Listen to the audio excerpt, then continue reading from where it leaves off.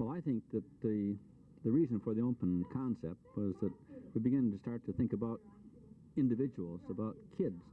And I think most of us went through school when people tried to group us as being the same, and everybody is very different, has different needs, different home background, and so we have to start from where a person is and go as far as we can with him.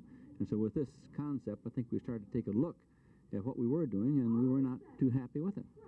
How does the idea of individualization and this new innovation of the open school concept help the student become a better person?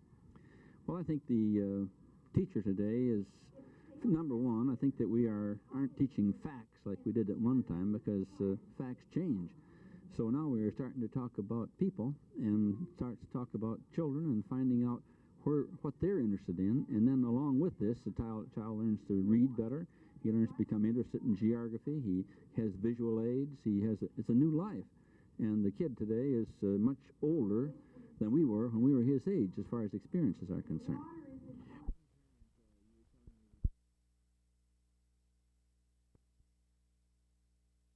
There are two basic reasons why the survey was commissioned by the Fort Worth Chamber of Commerce. First of all, the Department of Labor Consumer Price Index will probably be combined, Dallas and Fort Worth, within a very short time. And secondly, the Fort Worth Chamber of Commerce thought that if indeed it showed that it was cheaper to live in Fort Worth, that it would be a good selling piece for industry. There were 5 major categories considered in the survey: health and recreation, food, apparel, transportation, and housing. The man who is responsible for the interpretation of these figures and the man who is responsible for doing the selling job to industry, the Director of Research, Jim Harris, of the Fort Worth Chamber of Commerce.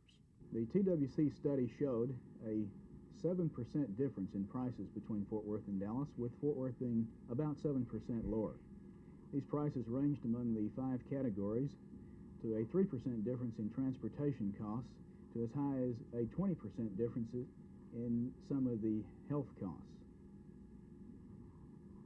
The stores and services sampled represented as much as possible comparable stores in both Fort Worth and Dallas. The TWC senior marketing class tried to be as fair as possible in their comparison between the two cities.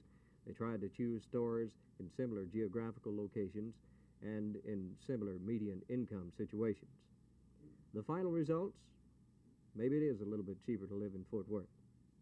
Art Sinclair, Channel 8 News on the Move, Fort Worth.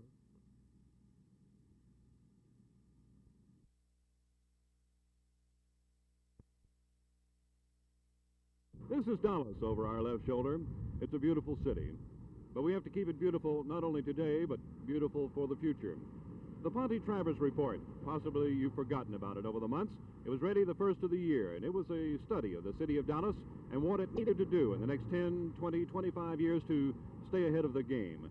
Well, the Dallas City Planning Board has been looking over that Ponte Travers Report, and their recommendations are now ready for the City Planning Commission and the Dallas City Council. Included in this study will be new freeways, such as this overlay of the Dallas City skyline, new parks and green spaces, such as Thanksgiving Square, new mass transportation, the high-speed variety, mass parking. Here you see a large parking garage superimposed over the Dallas City skyline at the Triple Underpass. There will also be underground truck routes and pedestrian ways.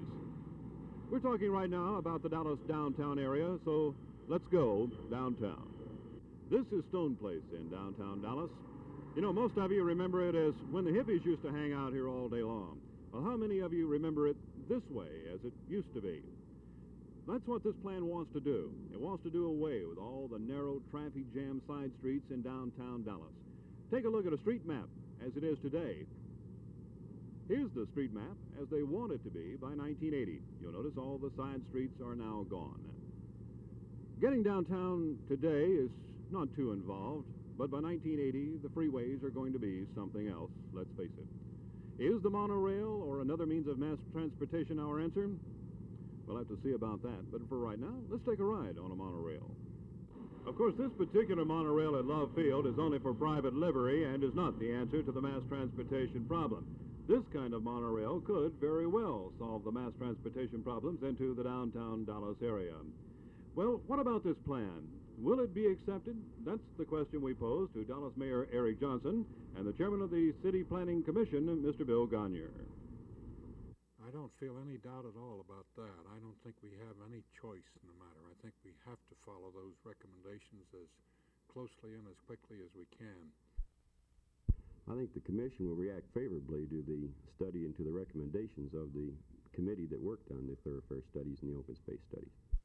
Of course, there are also a number of problems involved in this kind of project, like how long will it take?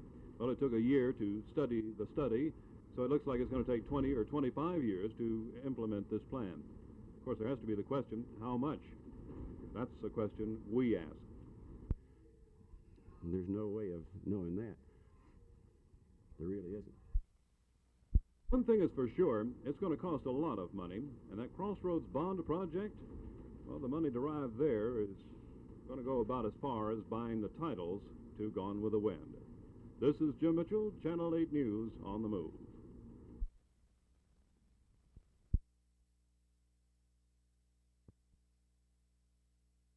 The scene you are watching at a Fort Worth Northside department store is being repeated thousands of times daily during the Christmas season.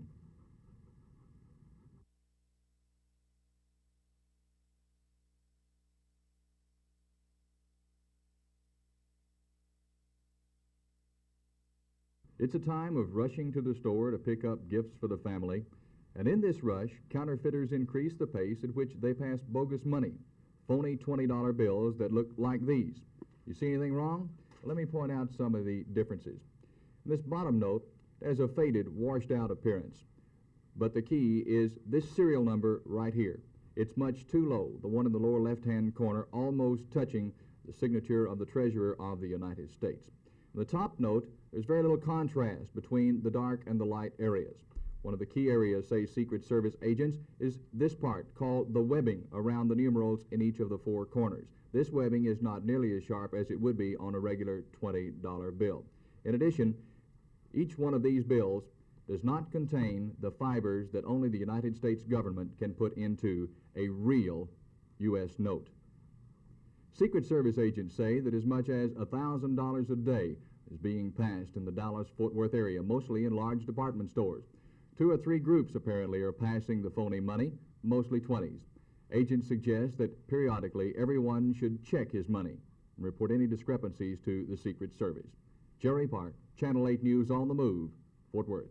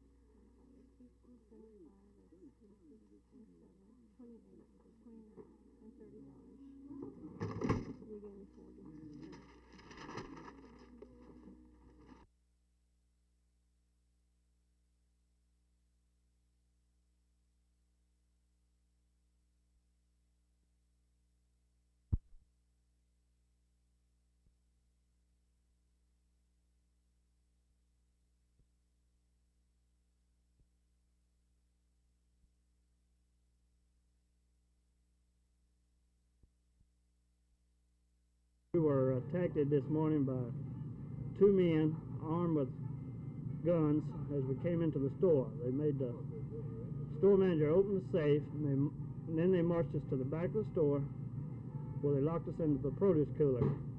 Right here is probably where they spent the night at. They were hid in the store all night long, probably coming in about the time we closed. This is the produce cooler that they locked us in. When they got us inside the door, they told us to get down on our face and lay down. And we got down on our face and laid down. We cut the cooler off from the inside, so it wasn't really too cold inside the cooler. We laid here for approximately 15 minutes, and then Miss Doris Stewart, meat wrapper, came walking in, and she heard us beating on the door, and she let us out.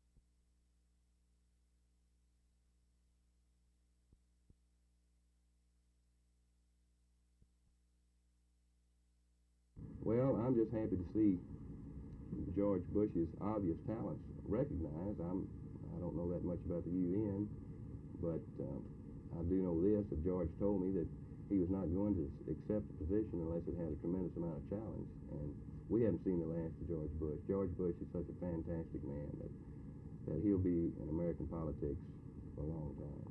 You expect him back in the state in '72? I don't know whether he'll be from purely selfish Republican Party politics. I'd like to see him run for governor because I think he can carry the state.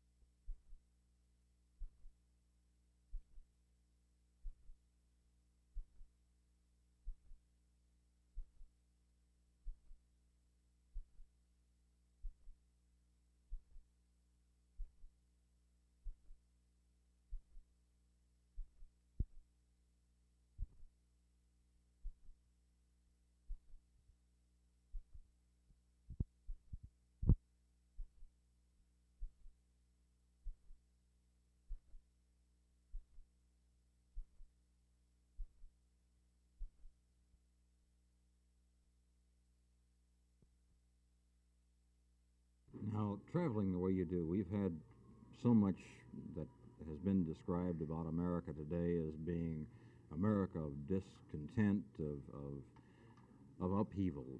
How do you see America? Well, that is I don't think I could answer that question in a book. But I do see it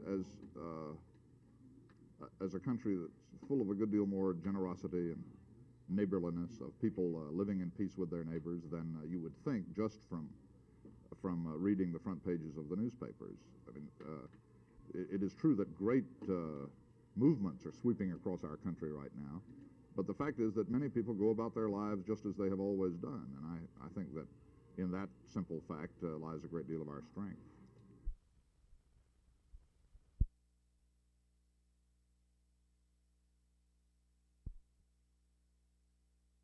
Well, I think of two that we can talk about two different categories here. The first category would be that of governmental structure, and the Commission has concerned itself with how we improve the ability of local government units to solve problems, how we strengthen city government by providing them with some additional authority, how we strengthen county government, how we provide for regional solutions to problems such as transportation.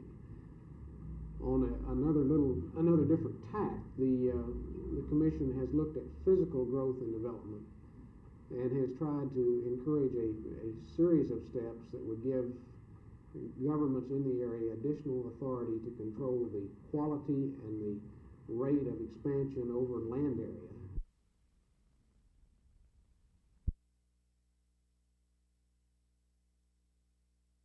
I believe there are ways, Jess, that we can accomplish these things if teachers will stay together in their professional organizations, if they have strong, effective consultation agreements on the local level, and work with their local boards of education and their local administration, this is really the most effective way, and this is the way that teachers can gain most for their particular groups in their particular areas.